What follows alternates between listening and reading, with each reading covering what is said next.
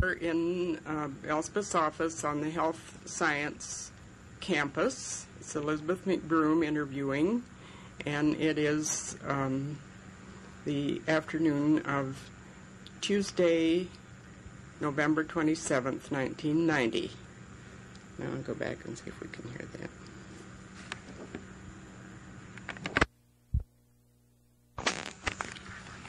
Elsbeth, I think you told me before on one of our other trials that you had not done an oral history interview before.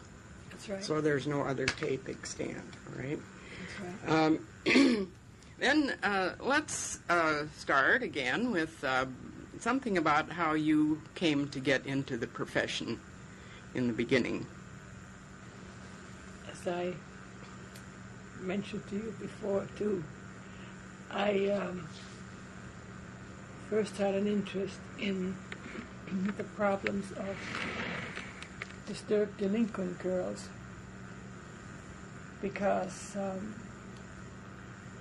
when we were children, in the summertime we would stay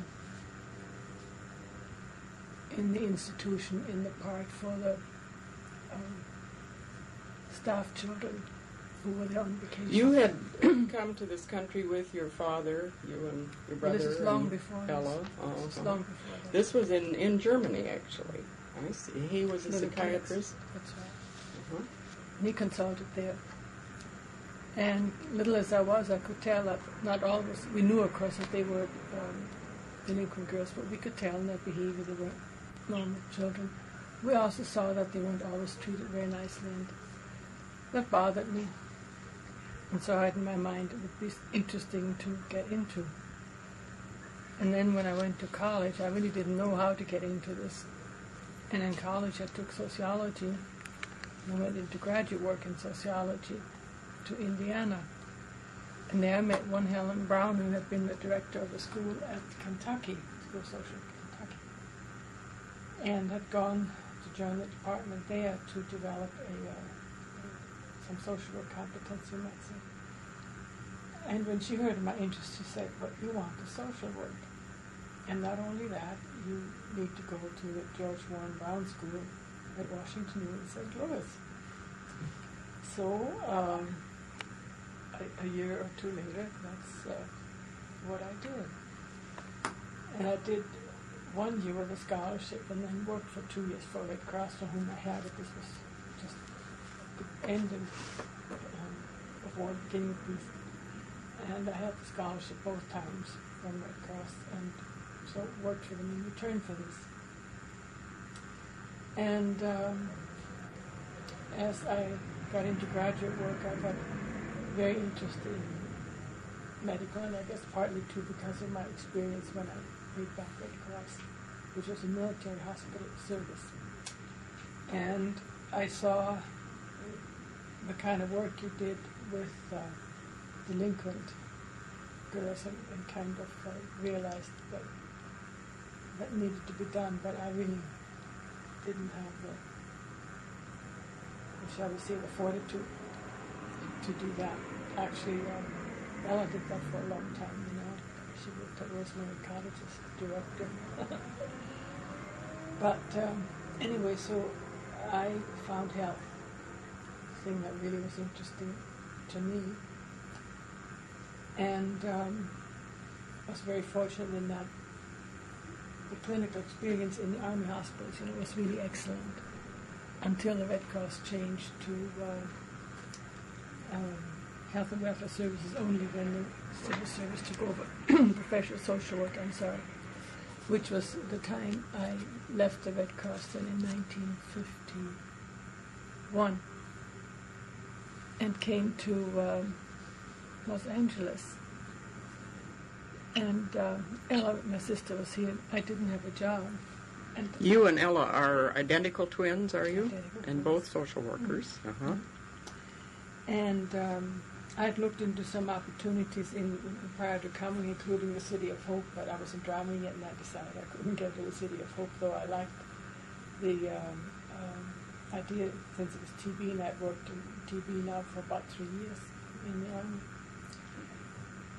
So I finally decided that since I didn't know the city at all, it would not be a bad idea to go where it was, what shall we say, I would have an opportunity to see many things and could better myself easily when I was ready.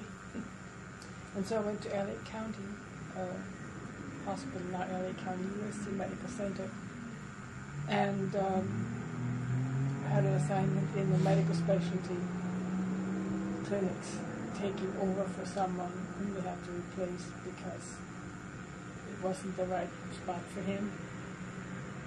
And I really enjoyed that. That was very challenging work. I did a little psychiatry, a little neurology, hematology, a little bit of arthritis, and so on.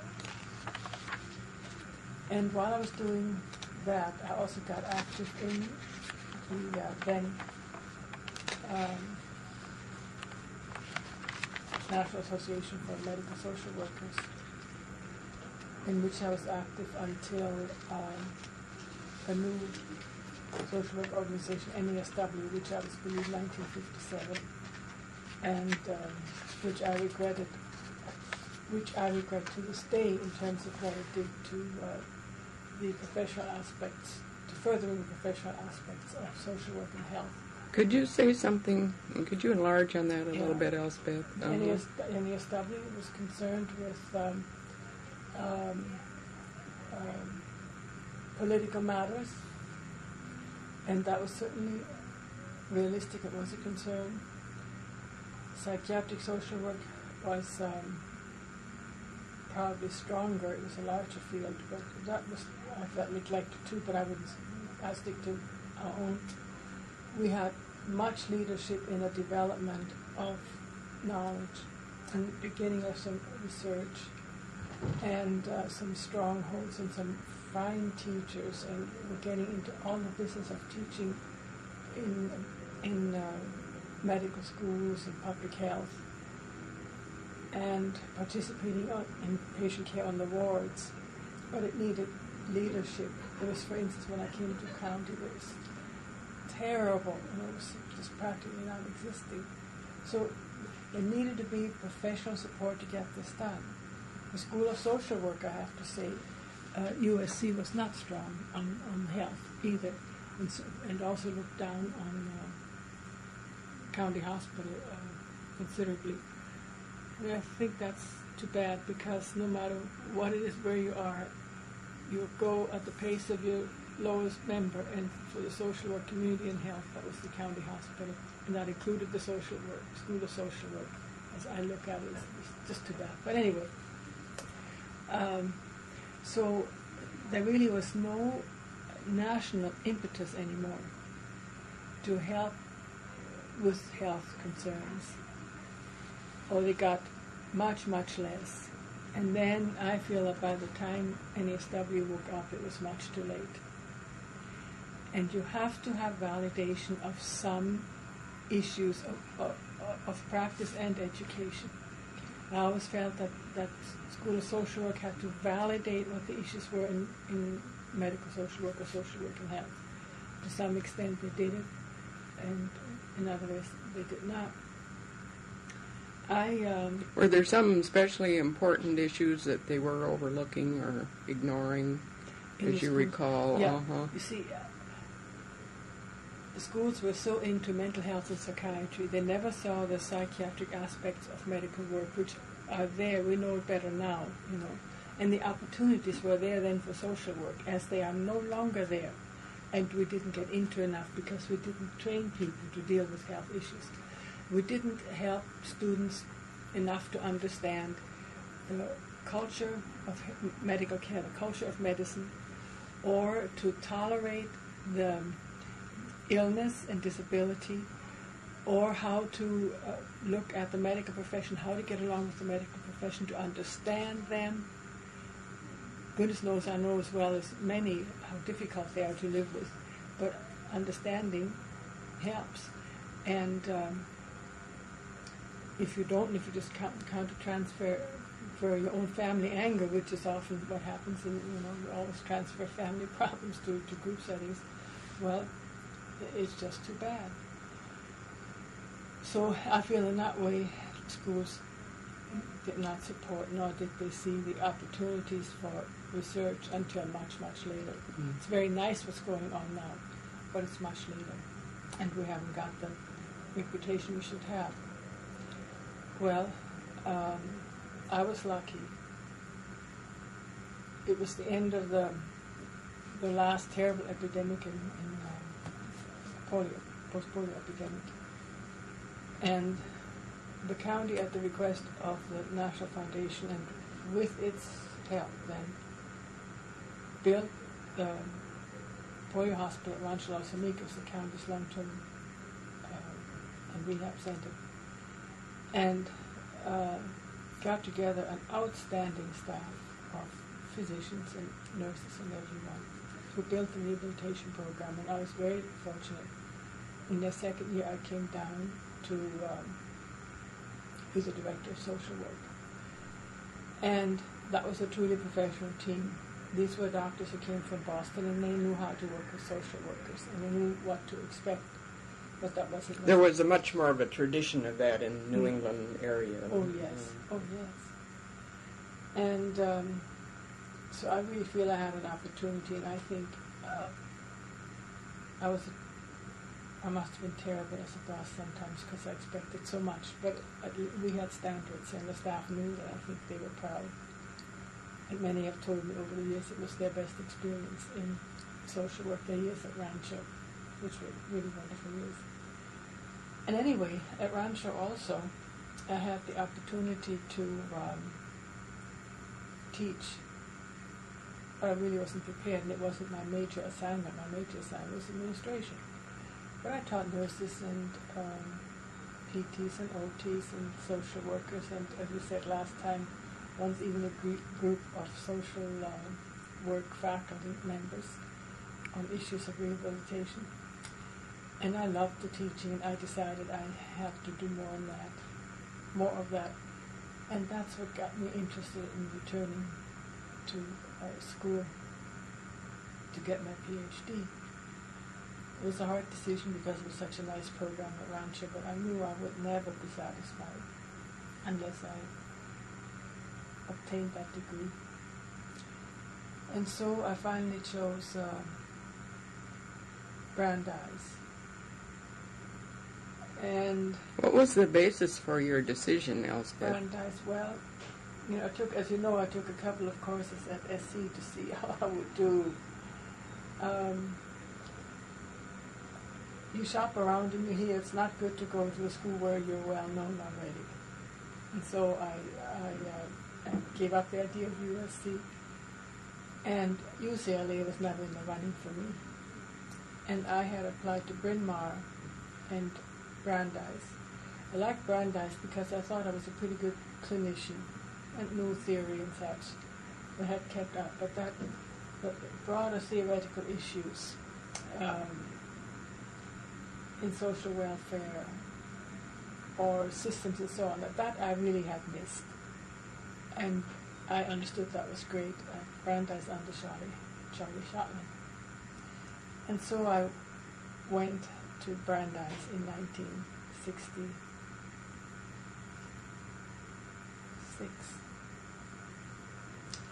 And it was very hard.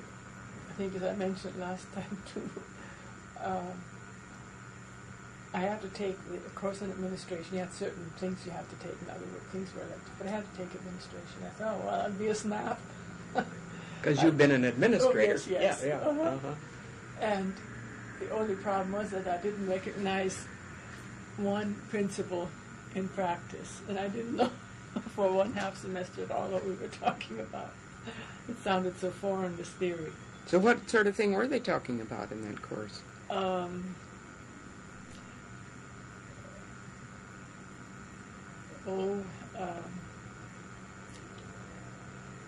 Taylor. I think I loved exchange theory later. Really loved it. Yeah, and it was highly theoretical more than practice-oriented. No practice. No practice. Entirely theoretical. And what's a famous experiment, you know, with the telephone workers? Anyway, it had to do with understanding what gave worker satisfaction and what didn't. It was on a totally different level. It was all research-oriented, and too. And anyway, I finally got that under my belt. And by the way, it was hard for the others too, but I thought for me particularly. Have you had some values from it since, in the kind of long view, or was it just a futile exercise? This particular course? Yeah. It's what sticks least in my mind. Because everything, even exchange theory, came mostly from sociology, and I love my sociology courses. Part of the problem, I think, was that really our professor in that, first of all, she couldn't stand women. She had been the lone queen bee in there, and now there were two women. She was your advisor, too, you had told me, yes. It was dreadful, dreadful. So I think she couldn't have taught me anything if she had tried. Because, among other things, one time when she had me and the other woman student over to her house, and we talked a little bit about getting some different clothes for the Boston winter. That's different from where I'd come from, certainly. She said, "Oh, our students here, you don't need anything. You can make do with what you have." And I thought, oh no, I can't believe this. And in retrospect, I think I was really depressed in that first year. That was taking too much from me. I took pride in how I looked. As a tall person, I wanted to look neat, not sloppy. But I then decided you can have it. And so I think from then on I wore slacks. I'm not a slacks wearer, but I thought, I don't care. You and the other student were quite the pioneers as women That's in right, the Brandeis doctoral program. Yeah. So we slopped along. We had a good time, too. You were congenial with each other and supported each other. Yeah. But also the men were very good to us. We had no problem. We had a very nice class. It was most enjoyable. And the other courses were great. Even statistics I loved. I had to take 2 courses and did very well. It was in the attitude of the professor. He said, you think it's going to be terrible, blah, blah. Don't worry. We're going to have fun. You'll all pass. And so I thought, well, I guess he thinks you can learn, so you could learn. So we did. And then I got a lot of theory from medical sociology at Irving Zola, who was really wonderful. And Miller, who was also very good. And all that theory was so applicable, and that I could apply and understand in relation to where I'd come from. And in retrospect, understood things much better, which I never got in her presentation of the administrative theory. And then I did my dissertation on aging, and after 2 years I went to work at Vanderbilt because I was an older student. I was the eldest in the class, and I decided I couldn't afford to sit around in the country club, which the younger ones did. They stayed for 4 to 6 years. And I did 2 years down there, is that right? Yeah. And finished my dissertation. What was the subject of your dissertation, Elsbeth? I think health,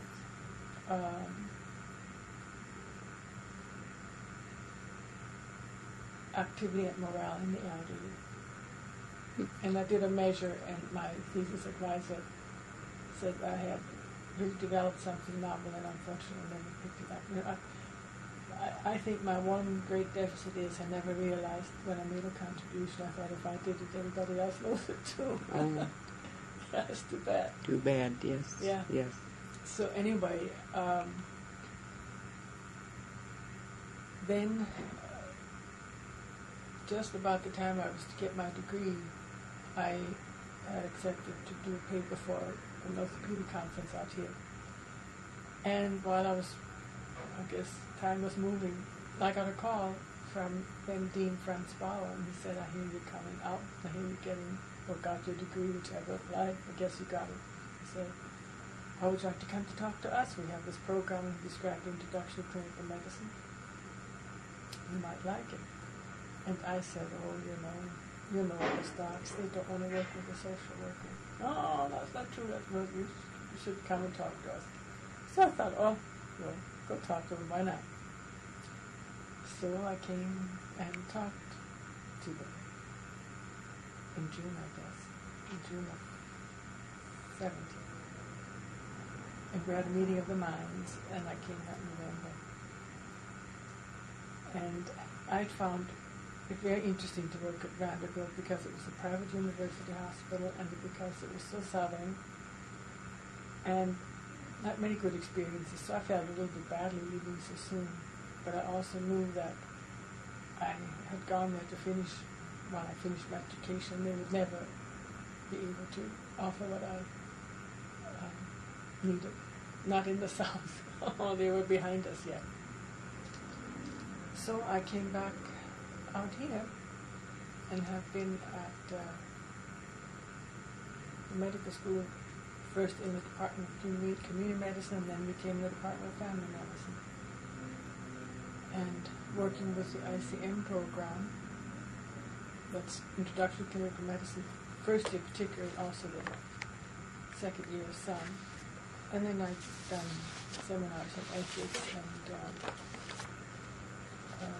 annual courses for the seniors, and that has covered ethics and death and dying and really medical sociology, applied medicine as an institution of social control. And all of a sudden 20 years have passed. Amazing. Mm-hmm. Mm-hmm. I've been on the admissions committee and I have and do interview regularly for admission to the school and screen some of the applications, which I only tell you so you know I'm really in it. But I also know I'm out of it because medicine really has a limit of how far they'll accept anyone. And I must give Bob Morris credit, who said to me before I left Brandeis, he said, you can never change medicine from within, it has to come from within. Unless you know it's coming from without it. It's very sad. But as I understand it better now than ever, it will never change from within because they are all a bunch of individuals standing next to each other. No one is extending a hand to anyone, so we will never get together. It's kind of a gloomy prediction. Yeah. Elsbeth, looking back now over your career, what experience has really been gratifying to you professionally or personally? In my work. You have two or three things maybe that stand out as really highly positive. Maybe this seminar at Rancho for the social work faculty. Some highlights.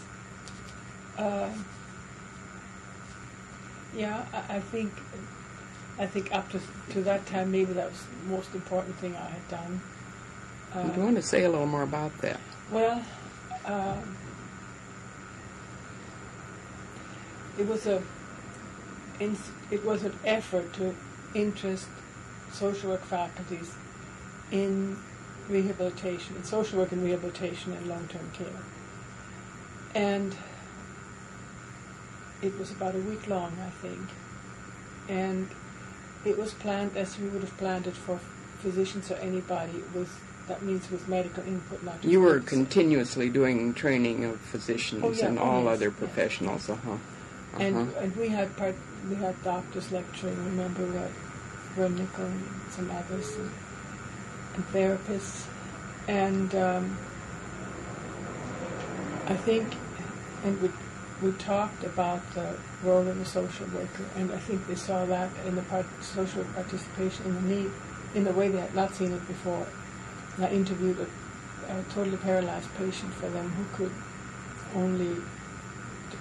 who had to have a mouse stick and an electric arm to have any motion at all, and with whom I had not talked before. So they could really get a feeling of how he could communicate and what a challenge it was. And I feel that people really went away with the idea that social work, maybe education, owed something to the rehabilitation field and should encourage. I have never understood.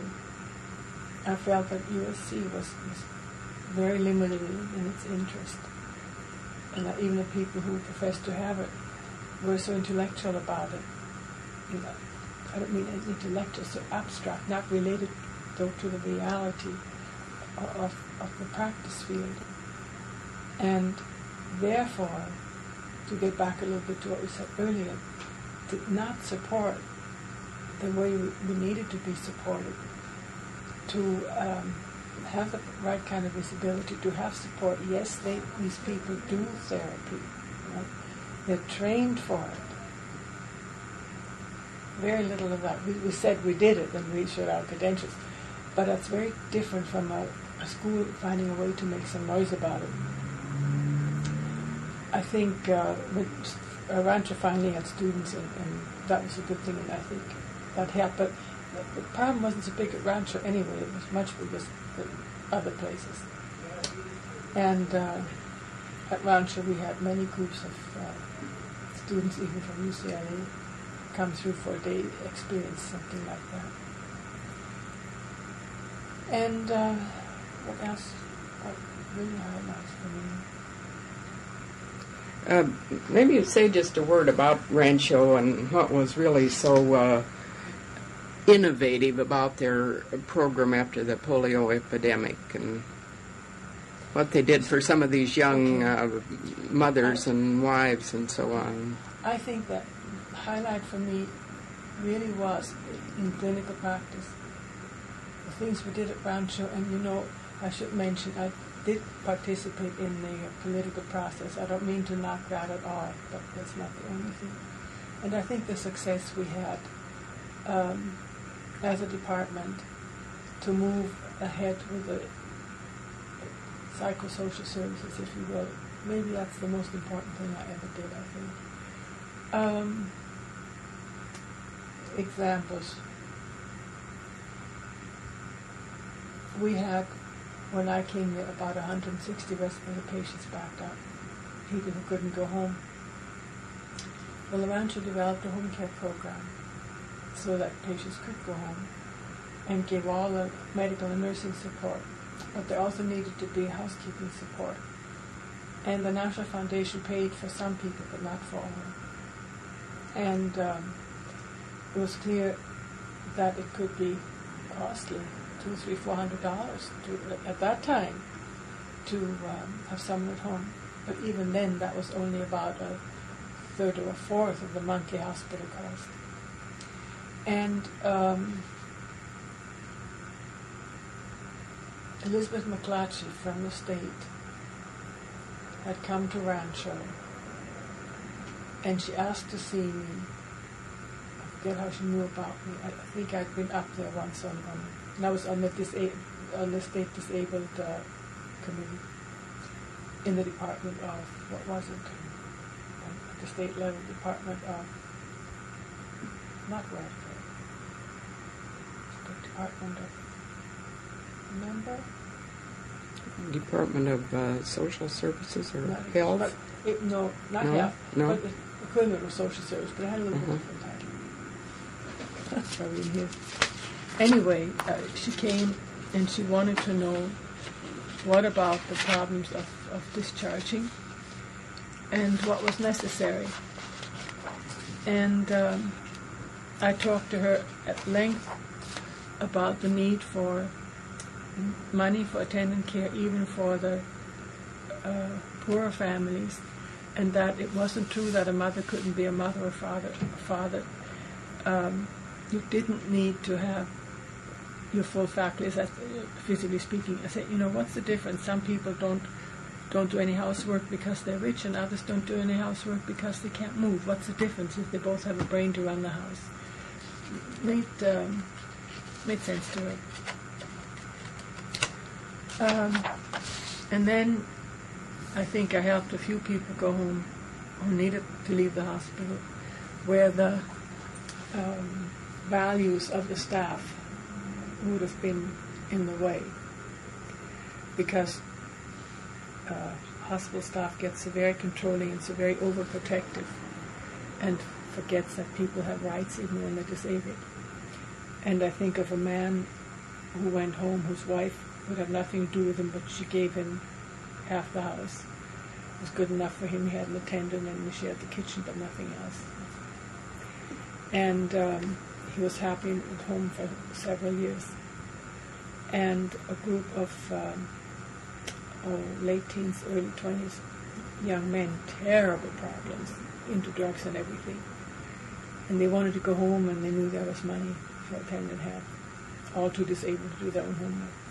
So the hospital said, we can't do this to the community. We must keep them. And I said, well,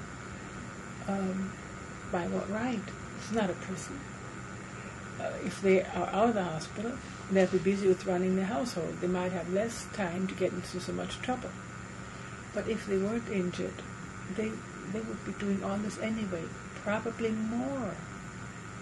So finally they went home. Finally, the medical director was just terrific on those issues. He could really think it through. And anyway, so they went home and made noise, but that was less than all that disturbance at the hospital. And once a nurse came to me terribly excited and said, it's so dirty there, and the sheet was not as clean as it should be. And I said, endangering health? Well, no, but dirty.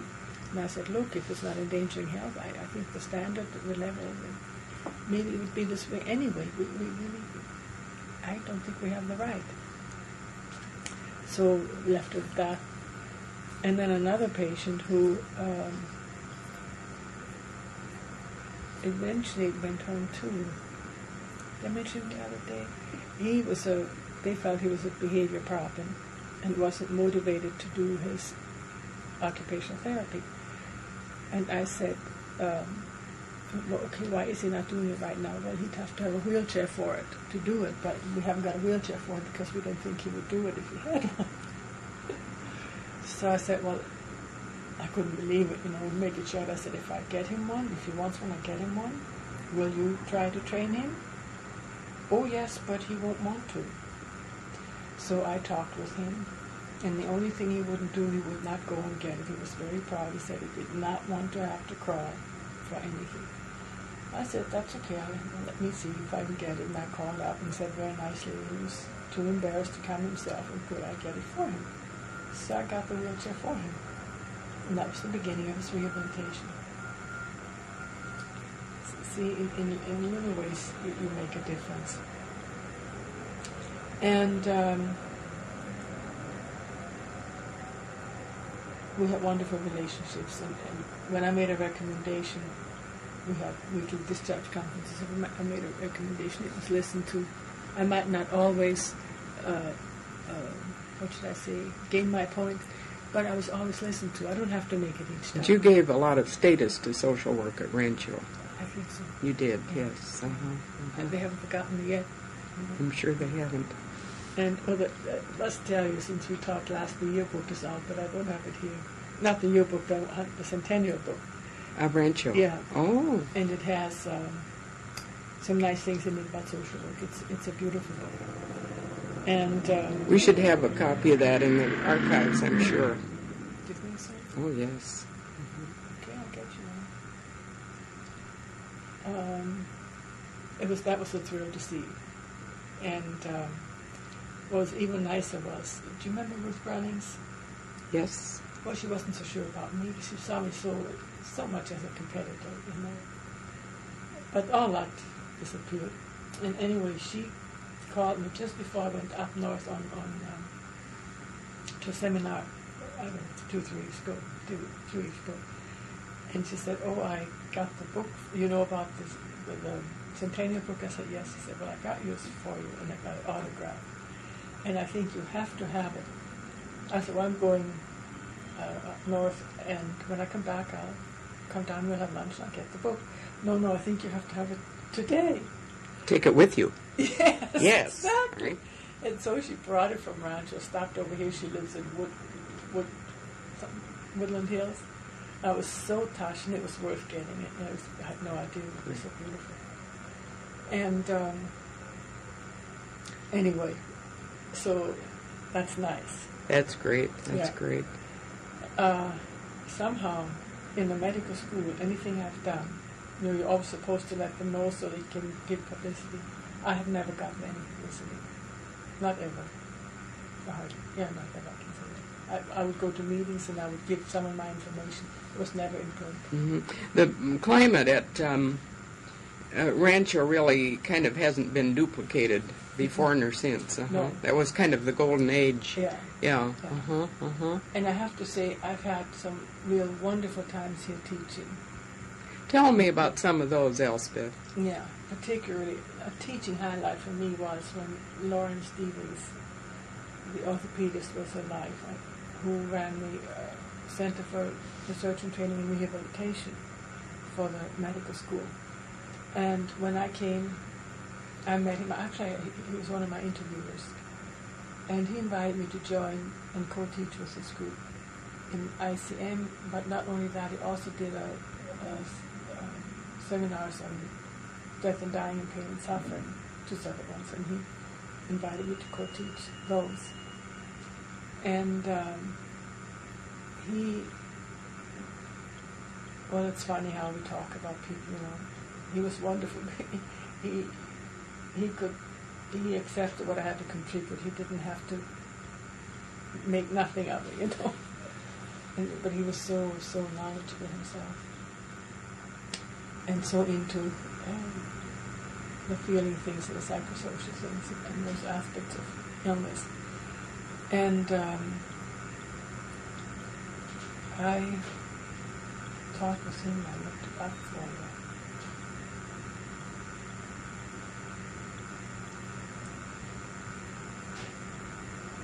until 72, I think was the year he died in 72.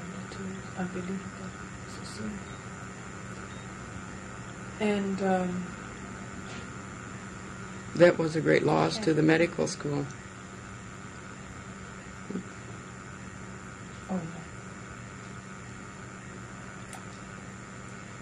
yeah, he was an orthopedic surgeon, but he didn't cut unless it was necessary. And anyway, I learned a lot too. And just outside of teaching in medical school, that I haven't seen things since. Can you enlarge a little bit about that? On that, how was it different? Well, we were all colleagues. We really were colleagues. And It was not a hierarchy, no. And also, and that made it unique in the medical school. Yeah. Mhm. he had a group to help him develop his program, and I was in that group too. I should remember the planning committee. And the way he talked with you about understanding behavior, that's what was so outstanding. And the impulse of most other doctors when I come across with an insight is to deny it because they're uncomfortable with it themselves. But Lauren was comfortable, and so he would look at it, and if he would doubt it, he would give you a good reason, you know. And so often, I tell you, sort of the game was, he'd have done the interview, and he was replaying it for the students. And then he'd say, Elsbeth, what do you think about this person? Maybe what do you think the problem is by now? And 99.9 times I would hit it, and he'd say, now let's see, and he'd play it, and there it was. It was such fun, but I guess as I think now, it substantiated for him that I somehow knew. And now and then he spoke about my intuition, and I had a very hard time to get across any idea about this is learning and not intuition, but I forgave him for that. You were a very complimentary teaching duo, the two of you, yeah. That was wonderful. Yeah. And so I guess, one has to be satisfied, even if it wasn't for a long time. And there have been other instructors since then in ICM with whom I've taught, but none like that. And I think the reason is that they just were not as self-aware and more needing to protect themselves more. That's what I find is the great big problem in the medical school. Well, would you say that's a major obstacle in co-teaching here in the medical school? Mm-hmm. Have you been able to do anything about that toward your goals? We've done some in-service training, and when I did my research on learning in medical education, I had that grant and I published a paper going into the loss and grief aspects of becoming a medical student and so on. At that time, I intensified my efforts. But, you have to go at the pace of your client, and they cannot hear very much, and there's no use to overfeed, because if they're too full, they reject the food the next time altogether. So, and the leadership has been limited in those capacities. They don't see it that way. Mm-hmm. Have there been a lot of sudden shifts of leadership? Oh, no, we've had pretty much continuity. But did it appear to you that it was going to be more congenial at the time Dr. Bauer invited you in? No, I didn't say that. And also, there are different levels on which I related and they related. And we've had very nice relationships over the year, I and the colleagues in ICM. That isn't it. It's just the extent to which I could get into anything, any of the problems.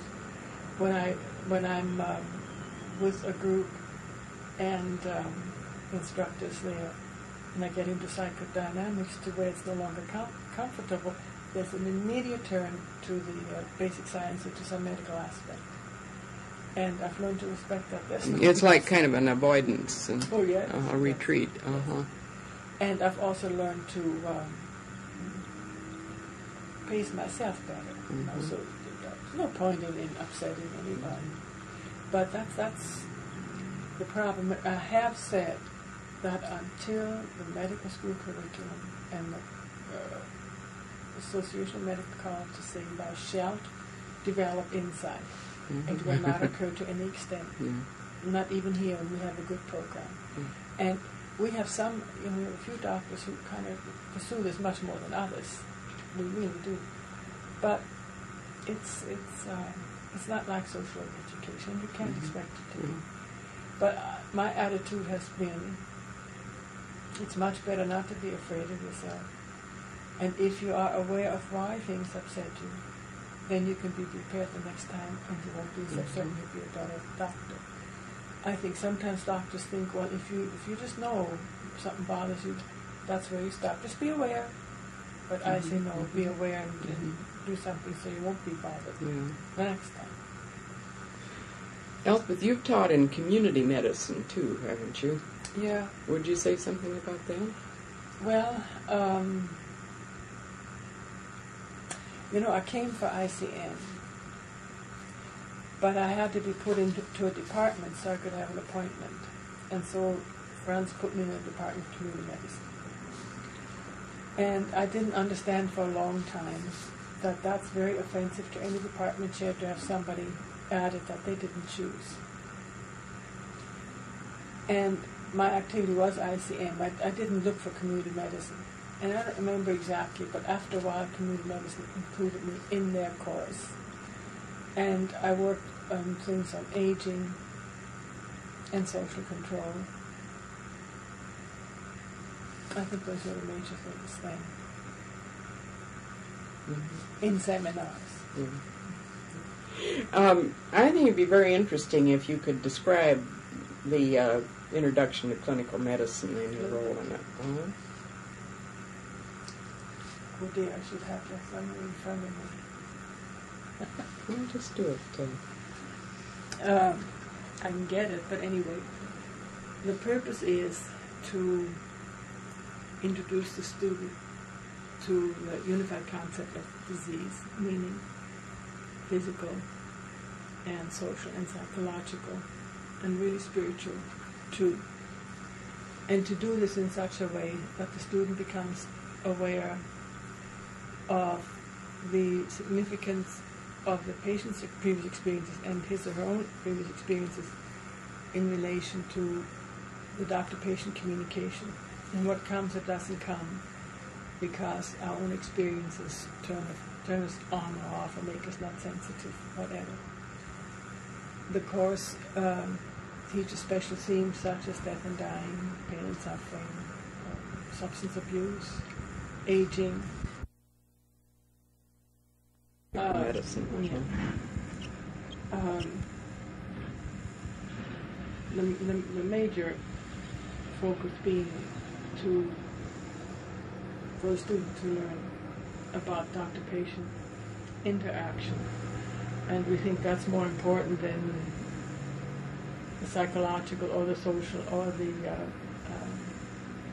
biologic aspects of medicine. Of course, I think that all three are basic to the understanding, and that's a wrong statement to make. Anyway, so, but we're not interested in just teaching bedside manner or humanistic aspects. We want to teach about relationship. And we think the best way that's done is to go to the clinical setting, to interview patients, and let the themes flow from the interaction with the patient. And after we've seen patients, we'll come back and the students present their summaries, and from that we will get at interviewing issues, psychosocial issues, cultural issues, if you will. A favorite of mine, for instance, is if a young student has had a difficult time with an older black patient who either is not very communicative or is quite compliant, I will then put that into historical context, and we get discussion going about younger black patients are not like that. But you have to understand and respect those who come from a different cultural pattern and who are able to change.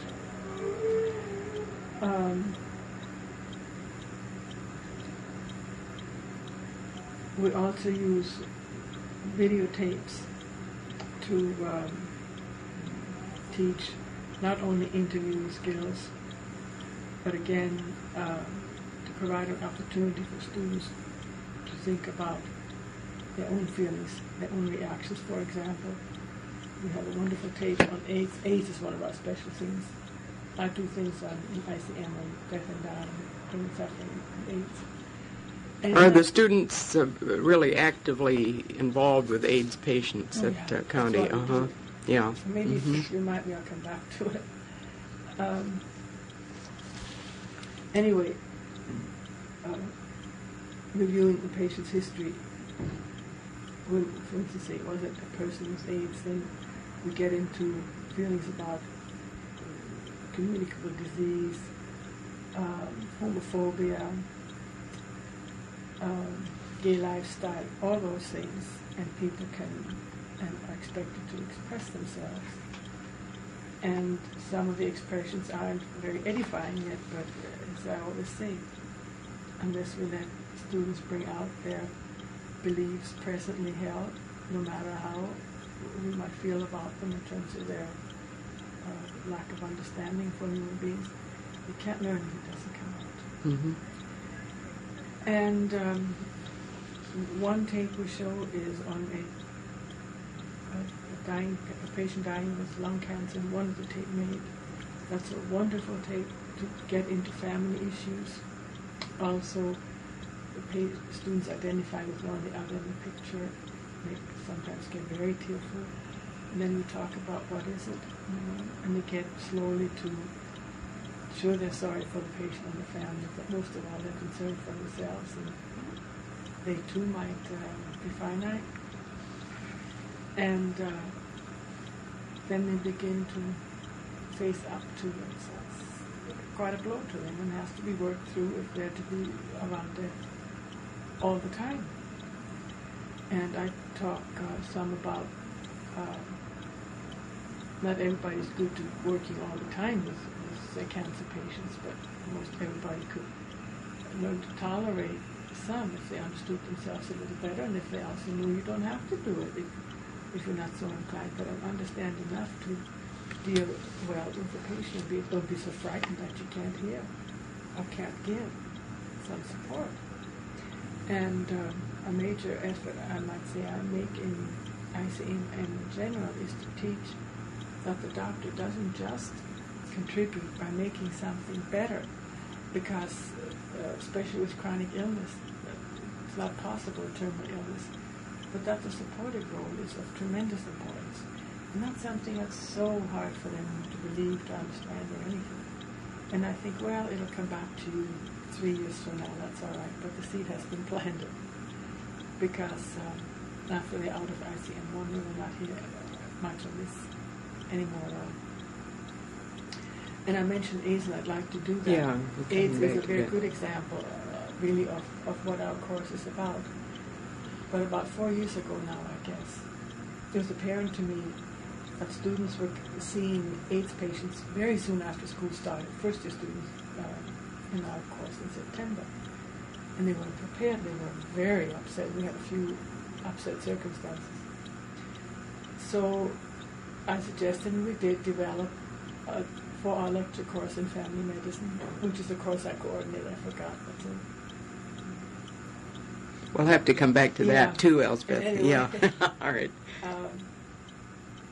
It's a 4-hour lecture course. 2 hours is medical lecture with Dr. Sandy Levine, who's an outstanding AIDS researcher, and she interviews a patient with whom she's had a lot of success. The second time is the psychosocial lecture, and then followed by an hour when students in smaller groups talk with the person with AIDS who's recruited to one of the local agencies that supports people with AIDS, called Being Alive. And in that they really get to hear from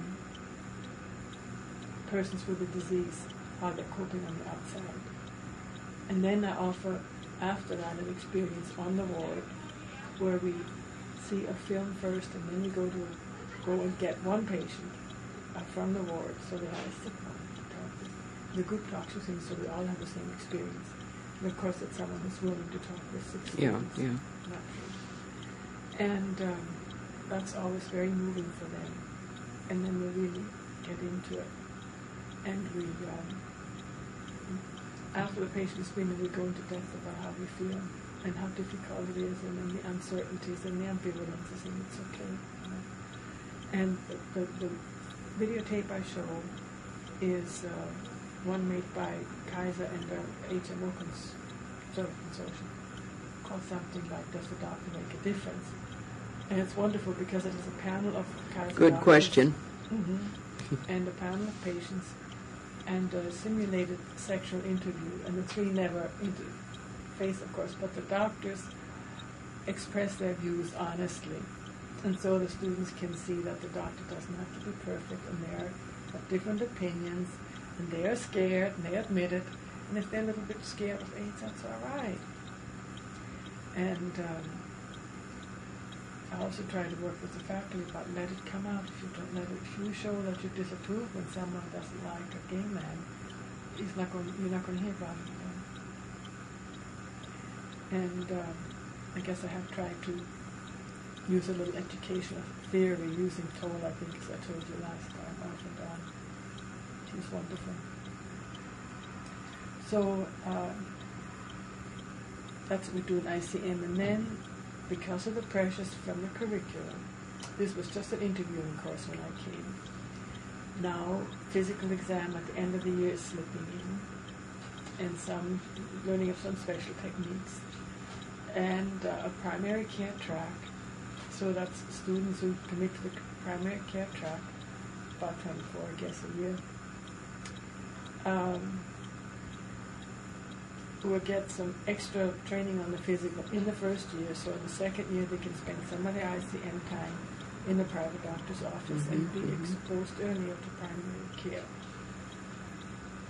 And that's not unsuccessful. I feel very strongly and have said so, and I know this will all go out when I leave out of the window. I think that if attitudes are changed, you need time. You need to understand that there are plateaus, that there are weeks when students don't make much progress, and that's why we need the time so we can monitor them as other things are being taught. But I think more time is going to be given up to workshops away from the clinical for expediency reasons, and I think it will be very hard on the ICM program. Or rather, I should say very hard on the objectives for the students. You mentioned you were told that the medical profession would never change. Do you think that some of these students going out will change it some? You know, that's a very interesting question. And my answer is a little. But what I really think is that the applicants will be adjusted to medicine as it is. They'll be co-opted. I think that the industrial complex is so powerful. I will say that I believe it is mafia-owned at the very top. And whatever chance medicine had not to get so controlled, it has lost. And until there is a major revolution, and I think that is a possibility too, when the medical care is so stringent because in order to get more profit, I think there will be a point at which no more can give in the patient system. Inpatient care. Yeah. But some people say that since more women are coming in, we have about 50% women this year, the women will be more compliant, more willing to work in the HMOs. And I don't know about the compliance, I really don't know that. But I think they might be more willing to work in HMOs because they want their families and the practice. You've seen this proportion change a lot in these 20 years that have somehow slipped by. From 7 to about 60. So I don't know. I wish I could say yes, I really think they're going to make a change. But I've seen, even in the early 70s, which was still part of the 60s, the students were so turned on, and they wanted things changed, and nothing changed. So I feel now so much power in the new system. And all the doctors, as far as I can tell, they're lying down and taking it. I don't know what else they can do. It has slipped through their fingers. They didn't work together when they could have. Elsbeth, when I came in, you were taking a referral of a troubled student that you're going to counsel. Would you say something about that role of yours here in the medical school? I talked with both medical students and physician assistant students who are feeling troubled. And I might meet up them myself somehow in the course of the class because of what I see. Or those who know me refer to me. In this instance, it's a faculty member of the PA who thought, and rightly so, that the student is in some trouble and needs a referral. And what I do is, because I teach also, and I think it's sticky, I'll see someone to where I can make a decision what should be, whether they should be seen by a psychiatrist, whether they should go to family agency, private counseling. Do you have student counseling on the health science campus? Part of the student health service. Yes, we have it through psychiatry. So you refer some students to that. Yes, we Yeah. refer that through certain psychiatrists who takes care of that. And the problem with the physician assistant program is that they're not covered under. They get their BAs from Cal State Dominguez because USC tuition is so high. So I have to find other resources for them outside of the university. So that it's really quite brief and referral. Yeah, I would say I don't see anyone more than 6 times. That's a lot. If I And do- some of them, that's what they need, but some of them you refer on, They come around at examination, anxiety time. The exams are looming up now. Yeah. And I know that and work accordingly. But some have deeper problems. Just, Elsbeth, turning away from the job, could you tell about any of the extracurricular things you've done, social movements, activities outside the job in the profession or the community? As I said earlier, I was active on the state level in my rancho days. I gave workshop and on the disabled committee. And I was very active in AMSW and later the health section in the NASW until I went back to school, I would say. And then I worked, volunteer would say, in the Cancer Society and was on the education committee and did service, seminars or participated in seminars. Arthritis Foundation. Arthritis Foundation. And Heart Foundation, like that. And Heart Foundation. And when they had the social work You've been institute. very active in the American Cancer Society, haven't you? Would you say something about that? Well, you won an award from the American Cancer Society. Oh, well, just a little. Well, now, come on, tell about it. Well, I don't forget that I got a teacher award from School of Social Work. Yeah, Well, I want you to tell about both of these awards. Okay, the American Cancer Society. Well, if you volunteer for some time, you get a little plaque, and I found I have a couple of plaques, and I appreciate that. The problem with the Cancer Society, as I see it today, the social work committee on the state level is just about defunct. Right now. That's what I heard. Is that right? And which is very much too bad, and it's not real strong anymore nationally either. Has been strong in the past. Made a big difference.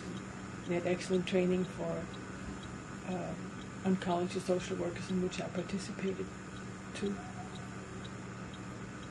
And what else did I do? I did things in ethics. And I did some stress workshops in stress. Who did you do the workshop in stress for? I think one or two were through UCLA, and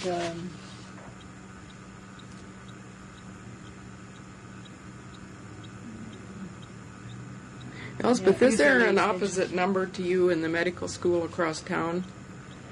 Is there a social worker teaching? No, I don't think so. There's not.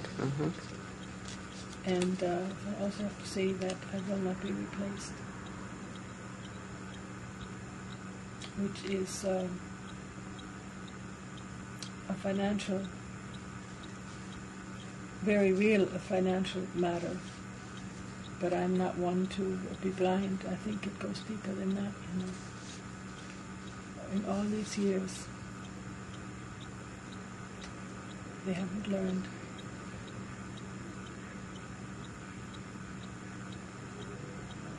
You can say, well, maybe you could have done better. to know that's boring.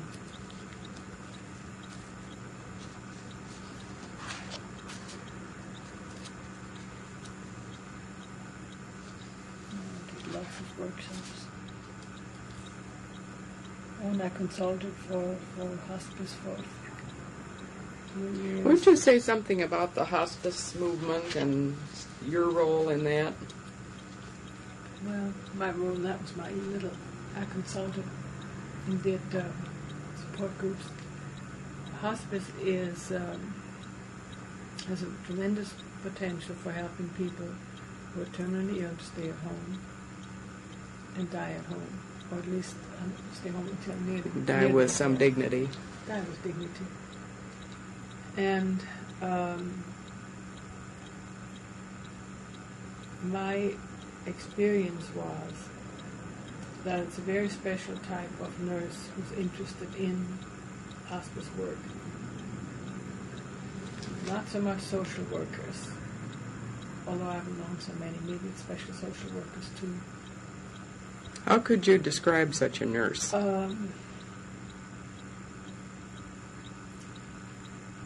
They are almost too involved. And expect a certain amount of return from the patient in terms of recognition of, shall I say, psychological issues. Because social workers, I think, do that too at times. And I believe strongly, just because I need, I forgot the most important part, adequate medication is one of the major features of hospice. And I feel that just because I need adequate medication so I don't suffer, so I shouldn't have to. If I don't feel like it, talk about how I feel. And I feel very strongly about that. So I think that's a little bit of a problem. But again, that's not true with all nurses. But I've sure known the managers. I saw them in home care also, I think maybe that's what it attracts the especially managerial type. And nurses are very managerial. Mm-hmm. And they need to be because they run wards. They need a little insight. Some social workers are also very managerial. It's very hard to let someone do what's right for them. So, but I think hospice is a wonderful movement. I think it is cruel that people have to agree that they understand that this is for them now because they're expected to be dying in 6 months. Mm-hmm. I think that's absolutely, but it's a matter of ethics and a strong person, if they still have more life in them, they won't die. But there's no question in my mind that you can program patients to die. That doctors do that in their attitude towards patients, knowing it and not knowing it. Mm-hmm.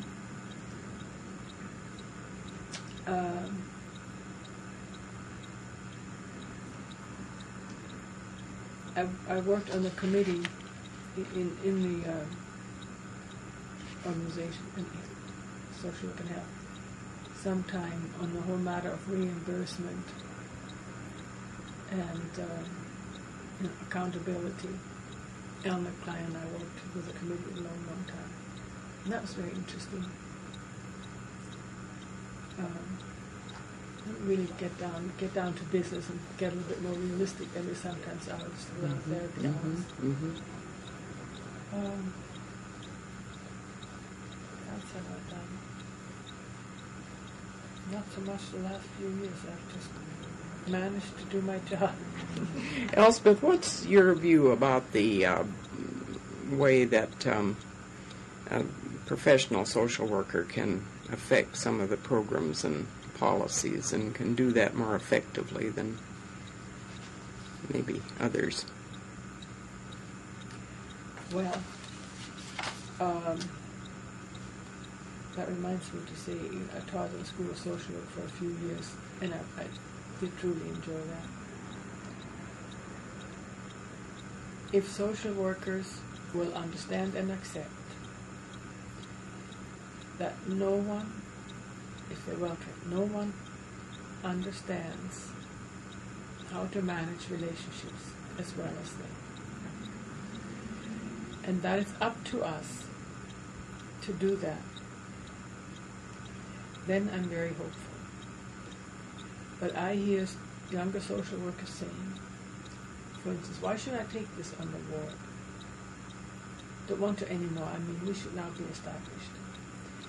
And I tell you, I agree with you, or with that worker.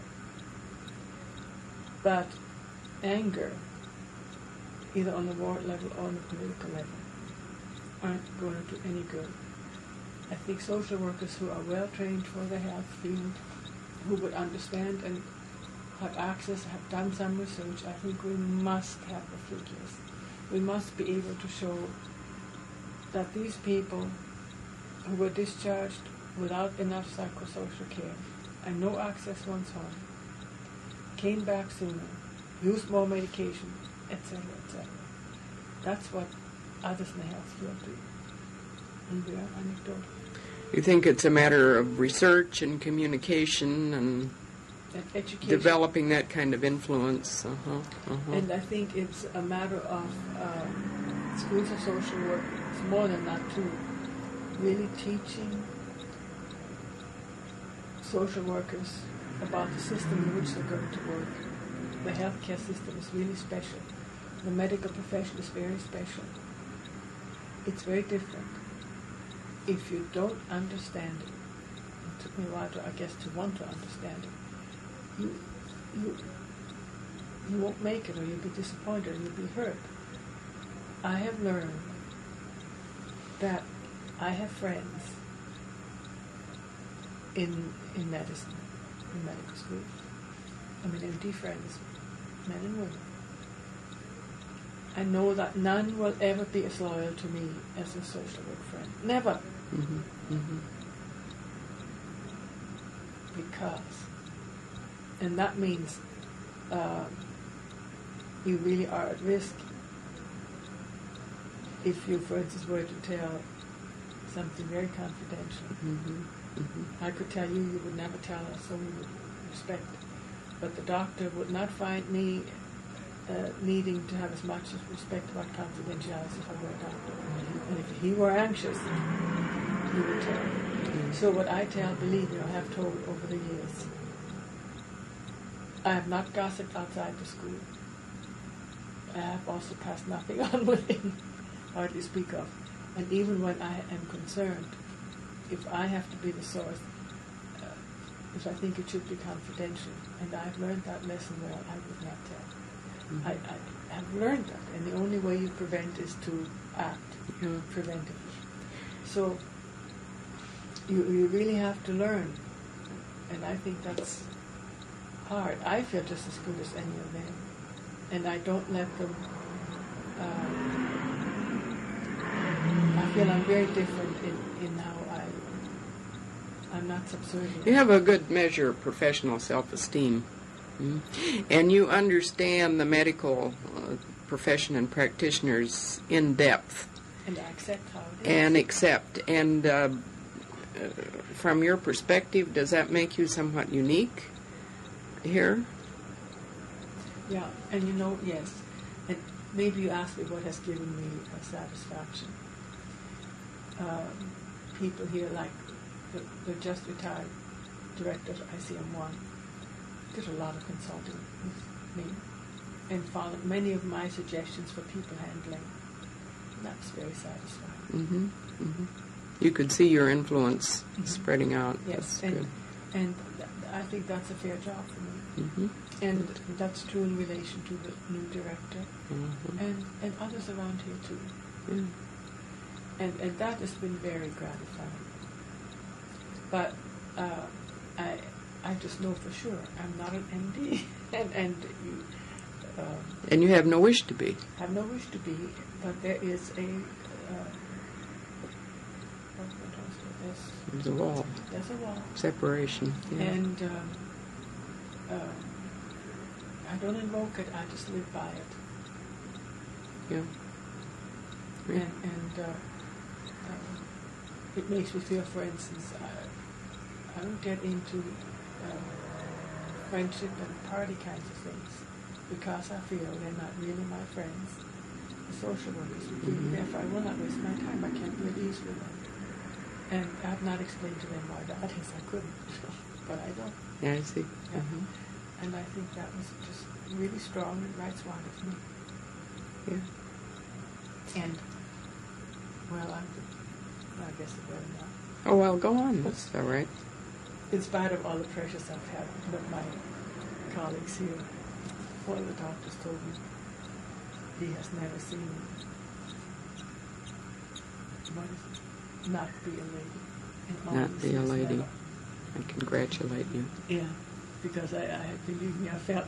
Not Well, like a and lady you, when I and I was. think that carries out what you said later, that you don't, the anger gets you nowhere, or loss of your cool and so on. And I've learned such things as when you're upset. And we ought to teach that to our young students. You know, such life is so simple. Or rather, some remedies. When you're really upset, there's nothing you have to do. You can say, well, I'm going to think about that. And we'd like to talk about it again. You don't have to say you're wild with fury. And the other person thinks, oh, she's going to think about it. Great. And you have time. You can breathe. Have time, yeah, by a long I've time. learned that. Elsbeth, a bit earlier, you mentioned Elizabeth McClatchy from State Office coming down to see how some things were done at Rancho and so on. Are there other instances where your work, you think, has had some impact on statewide or nationwide programs or policies in other states? Or you've gone all over doing seminars and institutes, I think. Or to the extent that social workers have come to these seminars, I had some influence with regard to developing homes for severely handicapped children, to have them leave Rancho. Those were matters decided at the state level and the Department of Public Social Services. Great. We finally, the minister of the hospital and I talked, we finally got a committee going and got social workers assigned, and it was wonderful. I may have given you the article on that. And the kids went home. Yeah. To homes and to foster homes. But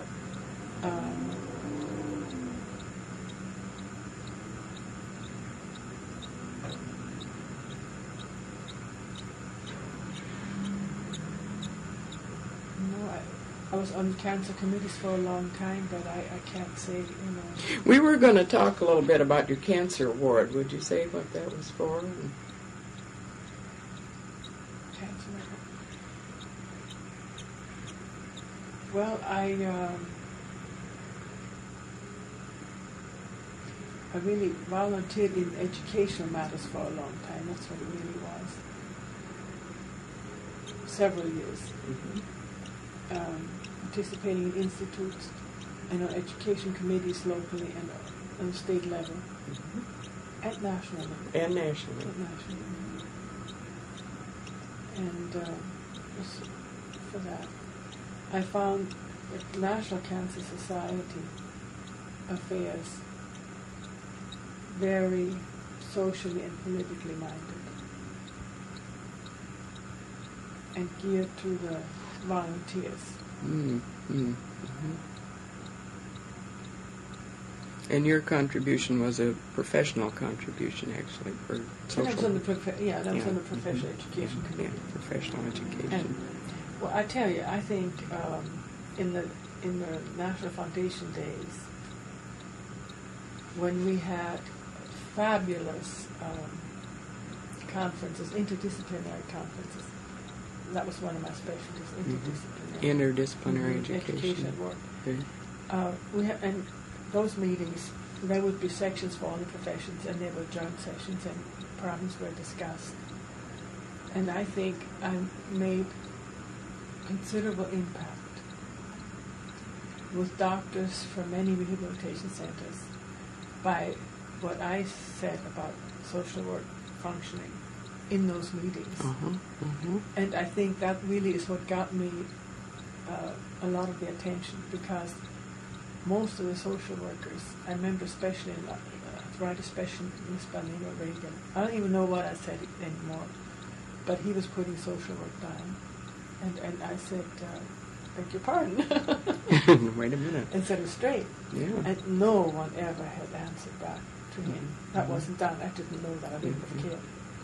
But I think that did a lot of good. And I've often thought I really had the guts in those days. You got your courage up. Well, but we had, at Rancho to hold our own with Nicholas conferences. All those high-powered people. Yeah, you bet. Yeah. We learned it, and it was good. Yeah. So I think there and in education and in conferences that the National Foundation had for everybody and social workers, I think I helped move forward in the development of resources, what the needs were and what was realistic, and bringing material to the conferences. Elsbeth, another backward glance. When you think of social work when you entered the field and social work today, what do you think are the significant changes that you've seen? It's a tough one in a way. When I entered the field, I was starry-eyed about clinical work and social work that could be done in the hospitals. Particularly on long-term services like tuberculosis and cancer. And this I did. And because I had such wonderful experience at Washington University, clinics and hospitals, I thought all doctors wanted to work with social workers. Great world. Yeah. And, well, in the as Red Cross social worker, I did very well. I got along with the doctors, and they really worked with me and listened to some of my recommendations. But when I came here, I found it was tough. Very tough. And then, but aside from that, then I saw the political changes really, and the changes in financing of health care. And the social workers so unprepared to deal with them in the hospital settings, to adjust, to save more than they did. The back and forth, for instance, of the discharge planning, I don't know if you know anything about that. Today it's in nursing hands and more it's back in social work. It used to be a social work function. It was part of your whole work. It wasn't called discharge planning. It was the service to the patient, and social workers took care of the discharges. We did. It was part of the whole. But at Rancho we worked with nursing because it was so much nursing competence required also. But anyway, in recent years, it's gone to nursing in most places, and as far as I can gather, that has to do with the thought that it will be more efficient out of nursing. And what that really means is nurses are not going to go into any of the psychosocial aspects. They don't ask those questions. They don't have the same concerns. I'm not putting social work down, but I don't mean it that way at all. That social work can. And it will be a while before there's so much backfire from unhappy patients because they were just manipulated here and there. And when that backfire comes, then I think it will go back to the social workers to do. You think there will be some patient power that will bring this about? Only patient power. Only patient power. And the sad thing that I criticize us for is that we didn't get anywhere with measurements. That's something that Eleanor Klein and I worked on. But by and large, I went to many meetings, I wrote papers. None of it was good enough. I mean, it really wasn't. And not enough progress was made. And all I can tell you is that in 1972, when I did my position paper on the future, I think I told you this in casual ones, in which I predicted some of the progress. people came up to me afterwards and said it was all very interesting, but they were overwhelmed and couldn't do anything with what I had said. And now it's too late. It was almost too late then. And mighty, I see it every day, mighty good social work directors are absolutely helpless as the corporations decimate their departments. And student training, what's that? Who has time for that? So some can get some in and others can't. But it involves a total disrespect of the of patient needs and the social contribution to those psychosocial needs. And that comes from the very top. And it is reinforced in my thinking easily by nursing, not because they don't have concerns about those issues, but because they see it very differently from us. And you think social workers have really not been assertive enough and not really demonstrated their role with enough clarity? And I think that, I don't mean by this daily demonstration either. I mean we've done 10 of this and 15 of the other, or 10 of these and 10 of that, and this is what we saw. This is what we haven't done. And we're not doing it yet. You know, I say to people, even today, why don't you keep track of who goes out and who comes in? Some little way, some of the traits we're talking about. Why don't you count them?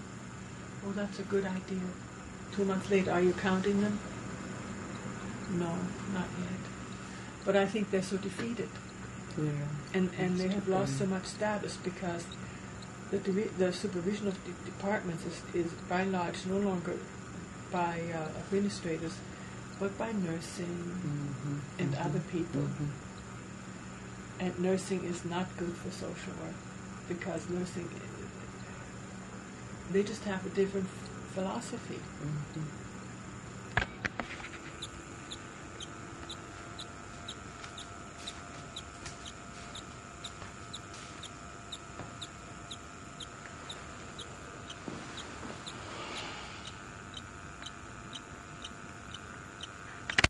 But too late.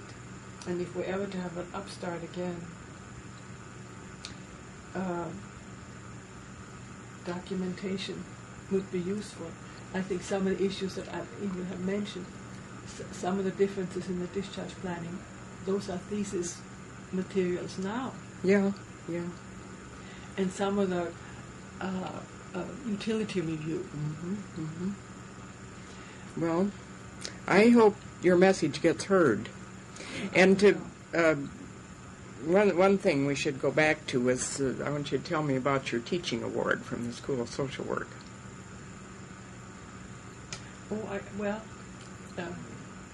I guess that was for the teaching I did at the school, and that's given to whoever they choose that year as the outstanding teacher.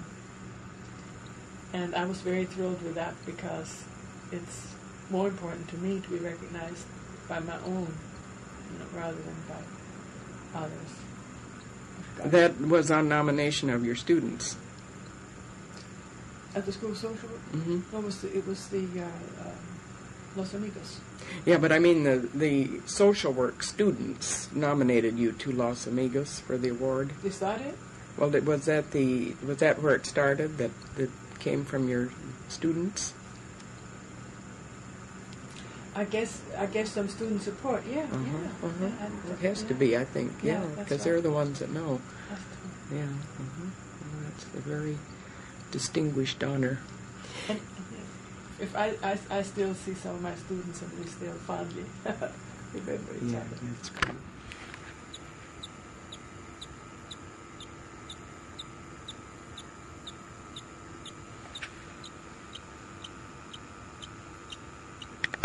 Medical system, and have them prepared and not such, victims.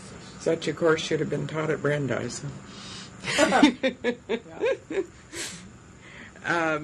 Elsbeth, I really want to thank you, and I certainly want to especially thank you for your patience. I hope it was good enough. I'm sure. And awkward talking about self. And now maybe we could look through some of these papers and pick some of them. All right. And I'm to get you a rancho.